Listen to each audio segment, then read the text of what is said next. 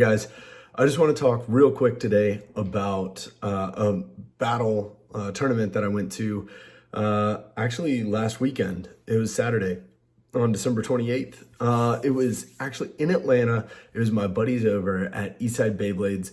You guys just watched the intro with all of the footage.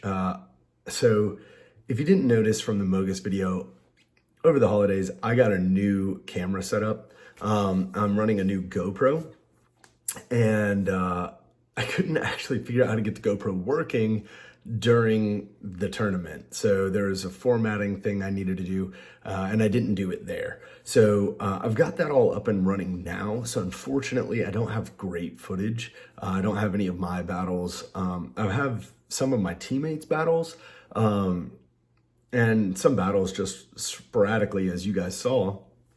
But really, had an amazing time. I competed in the team tournament, and gosh, there were 10 teams, I believe, and each team had 3 players. So that's 30 people right there already for the tournament. And people that didn't compete in the team tournament were competing in the solos tournament that followed immediately after. So there was a huge turnout on the December 28th Eastside Beyblades tournament. So for the December 28th one, I did not run Sphinx Cowl. I tried Sphinx Cowl a few times, like leading into it, and I just wasn't feeling it. So I switched over to Whale Wave. I ran a Whale Wave, I believe it was Whale Wave 760 on ball. I believe that's it. And my teammates, actually my son is one of my teammates, and he was running a Tyranno beat on 960 rush. And my brother-in-law showed up, and he doesn't actually play Beyblade at all. And so we just gave him Silver Wolf 360 free ball. So Whale Wave, Silver Wolf, and Tyranno beat. That was what we were running. My son is 5, so you'll see him throughout the video, or you saw him throughout the video. At 5, he was crushing it. Some people like to not take him that serious because he's 5, and then they lose because he is a very serious player. My brother-in-law, we gave him Silver Wolf, and while that is a meta blade, it's the easiest one, in my opinion, to give them a fighting chance other than like Wizard Rod, right? And you saw his match against Wizard Rod. I mean, it was just a stall battle. Ultimately, Wizard Rod took it, but that was his first time ever playing. So we went through the tournament. We ended up losing to the team that would eventually go on to get first. But, you know, we ran 10 to 12 against them. Then we ran a shutout of, I think it was 9, but I ended up, it was 9-1. So they ended up getting the first point against my son, and that was like a spin finish.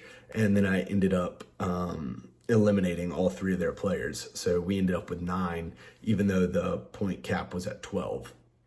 Our last battle, we ended up going, I think it was 9-12, but we were 9-9, and I knew going into it, it was me versus the leader of that team, and one of us was going to get a 3-point, and he ended up racking it up. So good job to everybody. We ended up in 3rd place. We made it to the loser's bracket, fought our way to the end, and we ended up roughly in 3rd. But you know, I battled against the guy who won, ultimately the leaders, and that was a really good match. He and I were pretty evenly matched. He became a new fan of the channel, so if you guys are watching this, hey, leave a comment down below. You guys were awesome. Love those battles.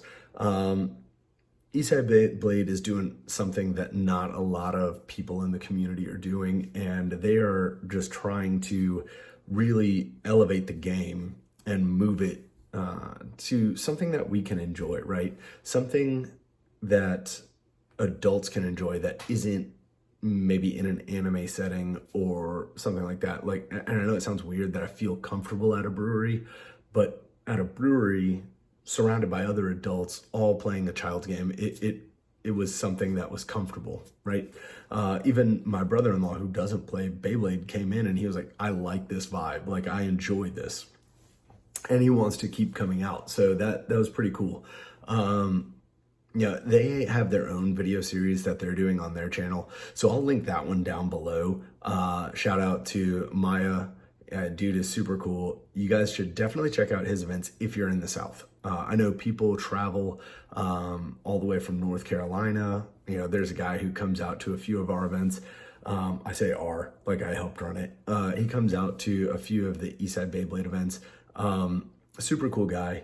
I show up to the events and, you know, people are like, oh man, I know you're, you know, Blader03. So it was pretty cool. Man, I think a cloud hit outside or something, but the events are cool. The people are super cool.